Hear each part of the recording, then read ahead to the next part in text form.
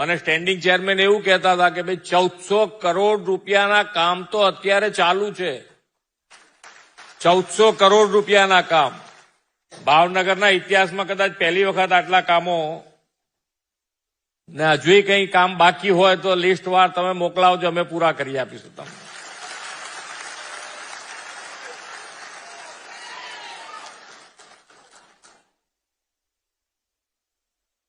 પણ જે કામ થાય એનું ક્વોલિટી જળવાવી જોઈએ.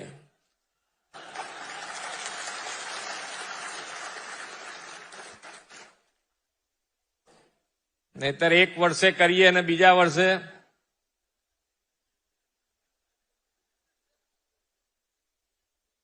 એટલે ક્વોલિટી ઉપર પણ આપણે એટલું ફોકસ રાખીને હવે કામ દરેક જગ્યાએ થઈ પણ રહ્યું છે. હવે કે હવે દરેક જણની ધ્યાન રાખે છે કે ભાઈ ક્વોલિટી પણ સારી રહે, દરેકે દરેક કામની ગુણવત્તા જળવાય એના ઉપર પણ ખૂબ સારું ધ્યાન આપવામાં આવે છે.